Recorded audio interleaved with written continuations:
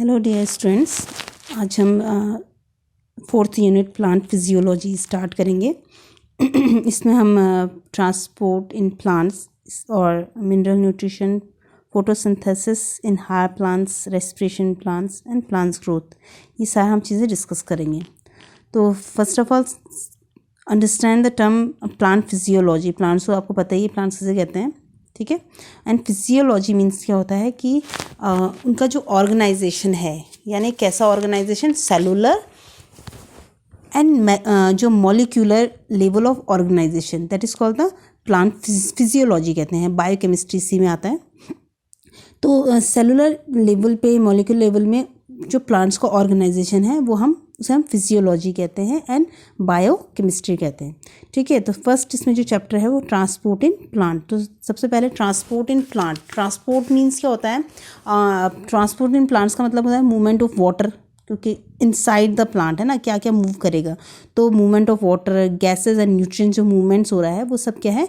Transport in plant, क्योंकि यही चीज़ें प्लांट में मूव करती हैं। आपको पता है कि किस तरह से रूट सक करती हैं वाटर को और फिर वो ऊपर जाता है, लेकिन कैसे जाता है वो एक प्रोसेस है टोटल, उसको जो हम इसमें यहाँ पे डिस्कस करेंगे।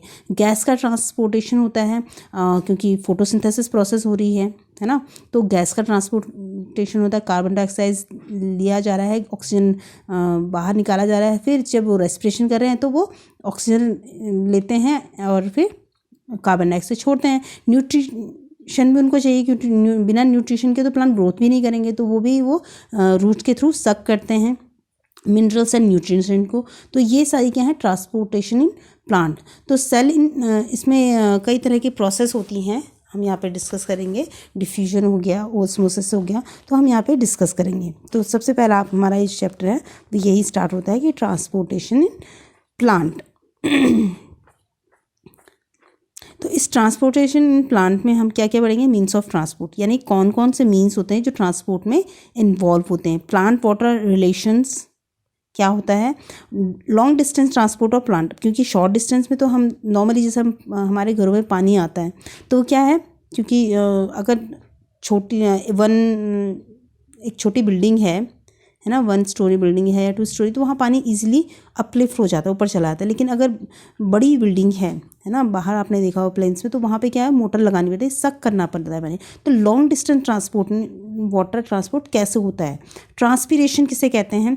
यानी कि जो एक्स्ट्रा वाटर है, एक्सेसिव वाटर, उसको भी बाहर निकालता है प्लांट वो, लेकिन कैसे करेगा? तो ट्रांसपीरेशन है क्या। Uptake and transport of mineral nutrient, कैसे मिनरल जो न्यूट्रिएंट्स होते हैं उसको कैसे ट्रांसपोर्ट किया जाता है। एंड फ्लोएम ट्रांसपोर्ट, तो flow from the source to sink, तो किस तरह से फ्लोएम ट्रांसपोर्ट होता है। तो जाइलम फ्लोएम, ये हम जैसे वैस्कुलर टिश्यूज़ में हम यहाँ पे अब ये इसको डिस्कस करेंगे। तो पहला हमारा टर्म यही आता है। तो सबसे पहला क्या है? Means of transport. ट्रांसपोर्ट का मीन क्या है? हम ट्रांसपोर्ट किसे कहेंगे?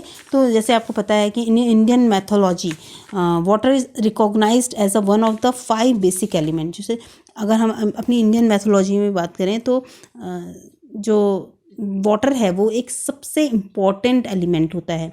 5 बेसिक एलिमेंट, जैसे आपको पता होगा कि जल तत्व है, अग्नि तत्व है, वायु तत्व है, पृथ्वी तत्व है, और 5वां हो गया हमारा आकाश तत्व। उसमें सबसे इम्पॉर्टेंट होता है वाटर, यानी कि जल तत्व। It's a major constituent of a living being, यानी कि सारे लिविंग बीइंग में ये सबसे इम्पॉर्टेंट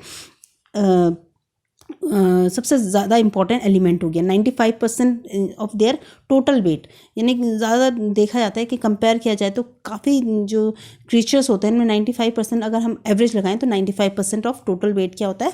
वाटर का होता है। तो इट्स अ रिमार्केबल कंपाउंड, और यूनिक प्रॉपर्टी, एक यूनिक प्रॉपर्टी होती है इसकी।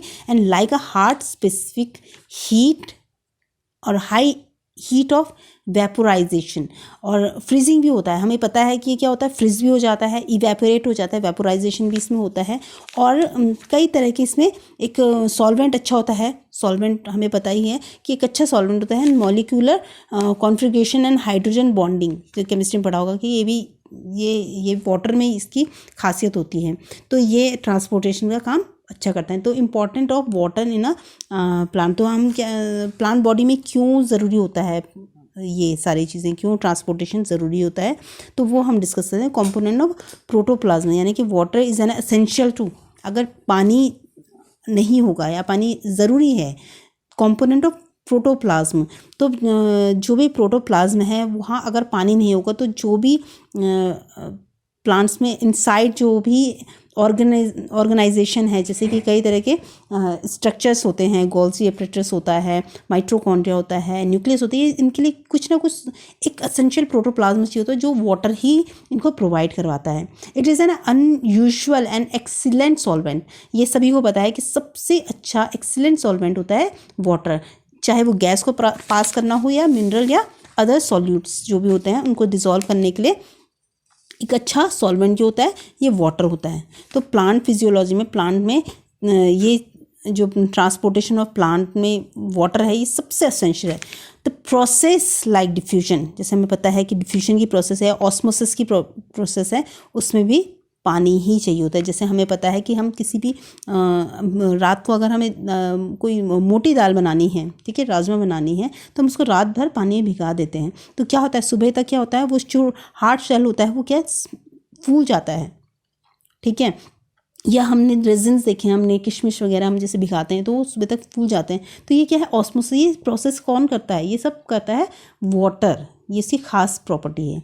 और ये एक अच्छा केमिकल रिएक्टेंट भी होता है लिविंग ऑर्गेनिज्म, क्योंकि केमिकल रिएक्टेंट मतलब क्योंकि फोटोसिंथेसिस प्रोसेस होती है, तो फोटोसिंथेसिस में हाइड्रोलिसिस ऑफ प्रोटीन का हाइड्रोलिसिस करना, कार्बोहाइड्रेट सिंथेसिस करना, स्टार्च एंड अदर मैक्रोमॉलिक्यूल, जो मैक्रोमॉलिक्यूल और माइक्रोमॉलिक्यूल प्रीवियसली मैंने बताया था जो ज़्यादा यूज़ होते हैं, मैक्रोमॉलिक्यूल्स कहते हैं तो वो वहाँ पे भी एक ये अच्छा वाटर मॉलिक्यूल जो होता है इनको जोड़ने का काम करता है, तो केमिकल रिएक्टेंट होता है, ठीक है। ये सब इस चीज़ की वाटर की खासियत है। तो सबसे अब हम यहाँ पे थोड़ा डिस्कस करेंगे water relations of plant cells, कैसे कैसे। तो यहाँ पे आप देख सकते हो, over the small distance substance move by the diffusion by the cytoplasm streaming supplement by the active transport active transport, जब transport over the long distance, जो लंबी डिस्टेंस होगी तो क्या जाइलम एंड फ्लोएम के थ्रू वेस्कुलर जो system होता है उसके थ्रू ट्रांसपोर्ट होगा, that is called the translocation, ठीक है। यू मार्क हियर, यहाँ पे हम मार्क कर सकते हैं,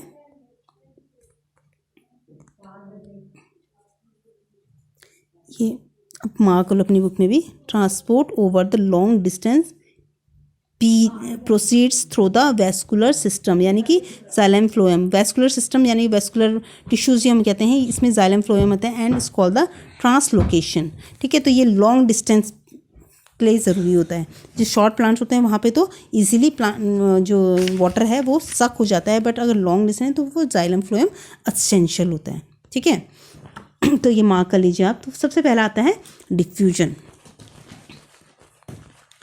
मीन्स ऑफ ट्रांसपोर्ट, ट्रांसपोर्ट किस किस तरह से होता है, absorption and movement of water inside the plant tissue, that means कि जो भी एब्जॉर्प्शन होता है, एब्जॉर्प्शन मतलब पानी जो सक किया जाता है, movement of water inside the plant के अंदर, ठीक है, एक किस तरह से सक कर रहा है प्लांट उसको, वो डिपेंड करता है कई तरह की इन्वायरमेंटल एंड इंटरनल फैक्टर, जो बाहर के फैक्टर होते हैं और इंटरनल यानी प्लांट के अंदर जो फैक्टर रहते हैं वो डिसाइड करते हैं कि कैसा मूवमेंट होगा पानी का इनसाइड द प्लांट टिश्यू के अंदर यानी जाइलम फ्लोएम में, ठीक है।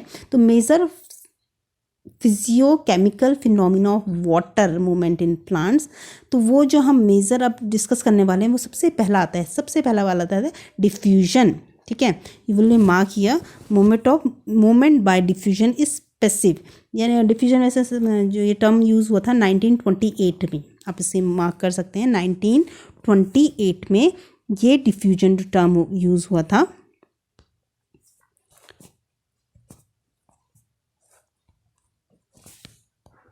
ठीक है, 1928 में रॉबर्ट ब्राउन ने सबसे पहले ये टर्म यूज़ किया था डिफ्यूजन। तो इसका मतलब क्या होता है, movement of substance from an area higher concentration, यानी कि हायर कॉन्सेंट्रेशन से लोअर कॉन्सेंट्रेशन की तरफ जब मूवमेंट होता है सब्सटेंस का, that is called the diffusion, higher concentration से लोअर कॉन्सेंट्रेशन।